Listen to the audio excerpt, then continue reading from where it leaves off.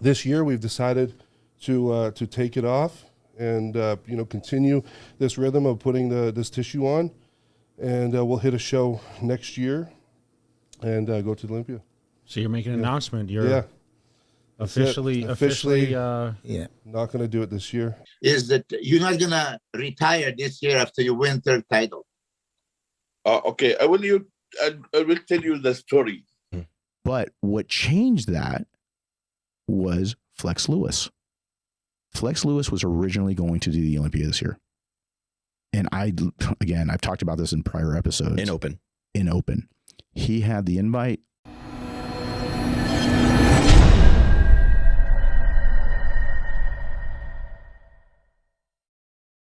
All right, what's going on, you guys? Nick here with Nick Strength and Power. I've got a couple of interesting stories for you guys today. The first story that I've got for you guys today, Michal Krizo calls out Iain Valliere. So he's doing a set there, a training video. He posted this on his YouTube channel, rather, under the YouTube Shorts part of his channel.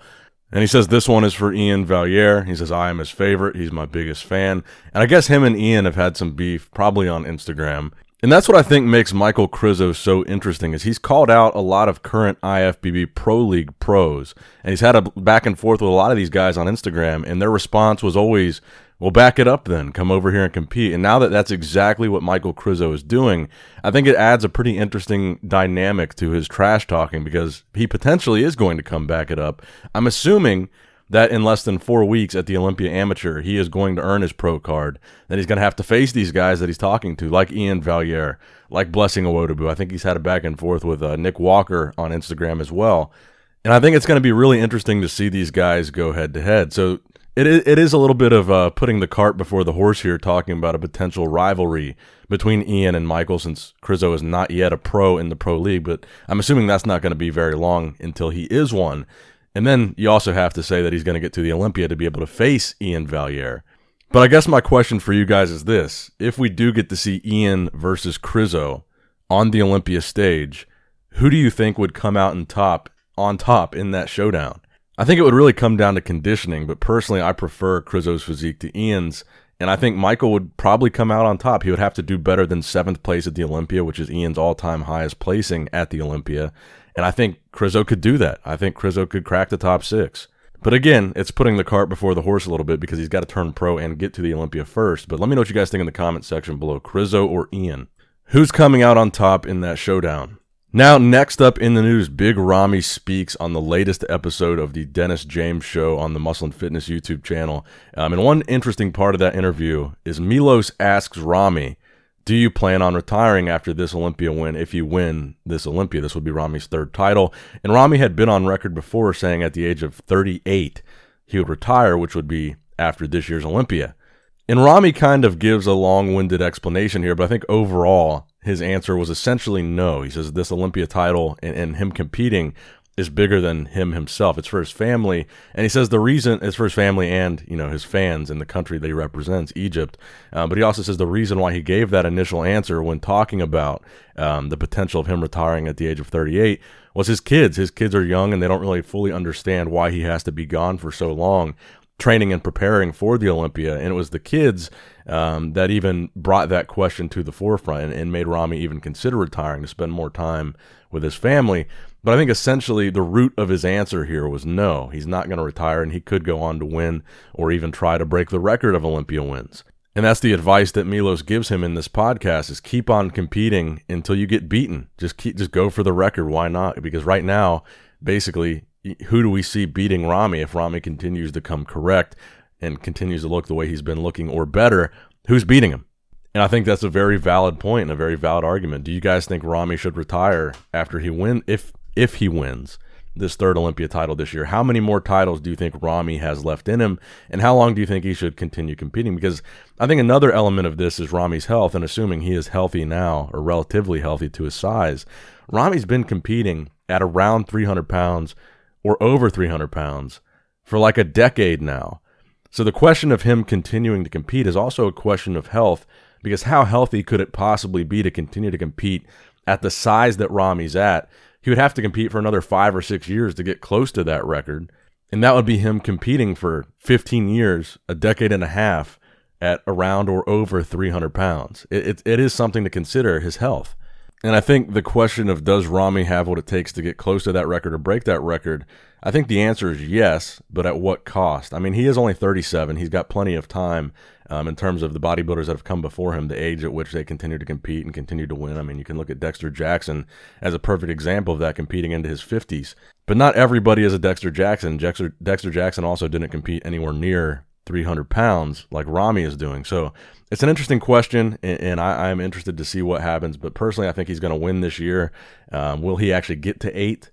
I don't know. I think 5 is probably a more realistic number, but who am I to put a cap on these things? But let me know what you guys think in the comment section below. How many more years does Ramy have left of competing and winning the Olympia title?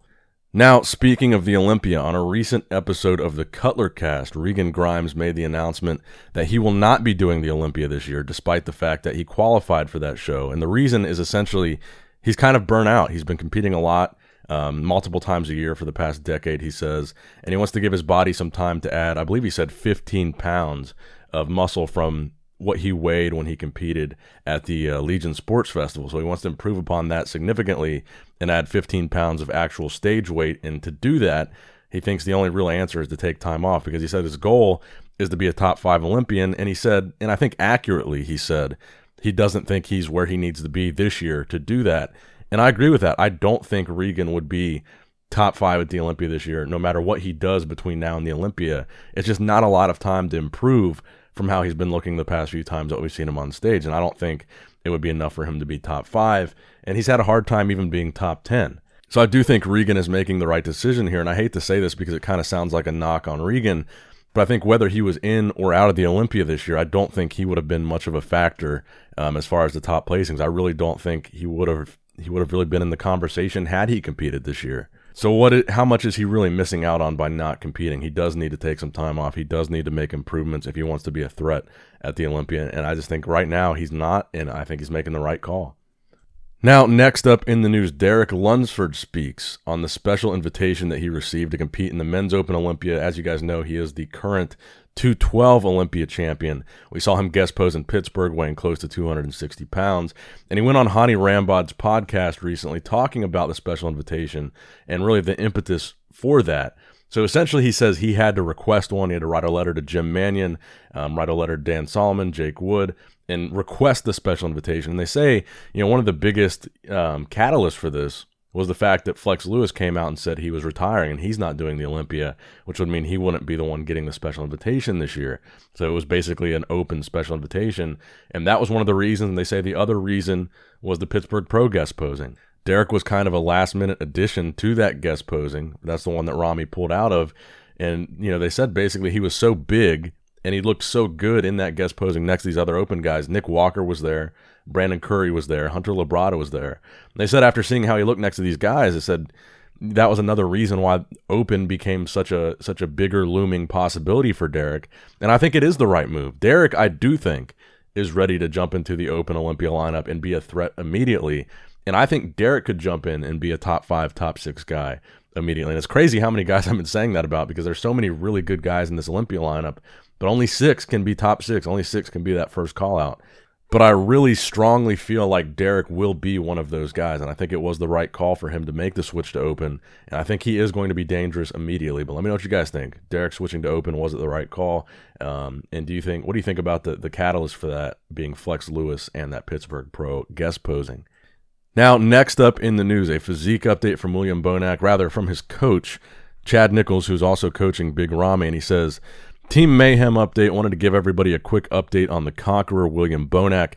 We're at the end of the offseason phase. Everything is right on target. Our goal was 120 kilos, and in this photo, he is 120.3 kilos or 264.6 pounds. This will, without a doubt, be the best William Bonac we've ever seen. I know everyone always says that, but get ready for something crazy in Vegas. Now, we know that Bonac fixed the gyno issue. He had surgery to have that repaired. His legs, to me, look fixed here. I think Bonac, a lot of people are counting him out. Not a lot of people are talking about him. And again, I just said this about the top 6. We would be foolish to count William Bonac out of the top 6 this year. I could see Bonac being a guy that could push guys like Hunter Labrada, like even Nick Walker. push those guys back a couple placings and find himself in the 3rd or 4th or 5th place position at the Olympia this year, or potentially top 2. William Bonac is the real deal. He's proven that in the past.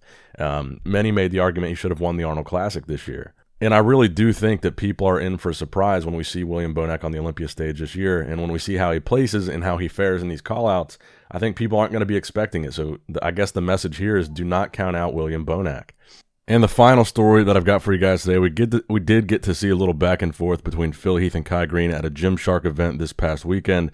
You can see Phil on one side of the fence, Kai on the other side of the fence, and Phil holding up his hands, and he counts out the number 7, which is the number of Olympias that he won. And obviously Kai hasn't won a single Olympia title. Kai and Phil being one of the best rivalries in bodybuilding history, one of the more fun rivalries in bodybuilding history. One of the only times two guys almost got into a fist fight on stage was Phil and Kai.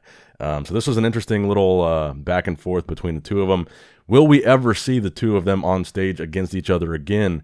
I guess is the question. Personally, I'm convinced that Kai is done. I don't think we'll ever see Kai on any stage ever again. But Phil, I'm not convinced.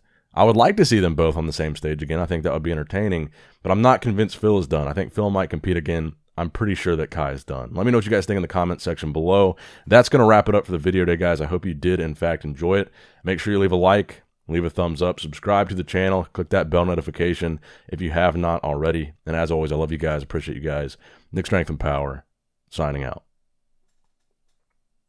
All right, guys, don't forget to click that like button and subscribe to this channel if you enjoy the content. Also, check out my Instagram at Nick Strength Power. My Facebook page, which is simply Nick Strength and Power. My secondary YouTube channel, Nick Strength and Vlogs, for vlogs and bonus content that you will not see on this channel. And consider subscribing to my third YouTube channel, Nick Strength and Pokemon, which is all things Pokemon and trading card games, completely unrelated to this channel. So if you're into that, give that one a look. And all links to merchandise and social media will be in the description box below. If you guys want a Nick Strength and Power t-shirt, that will be in the Shopify link below. Have a great day. Dancing in the good light, everybody's feeling warm and bright. It's such a fine and natural sight. Dancing in the good light, everybody's feeling warm and bright. It's such a fine and natural sight. Everybody's dancing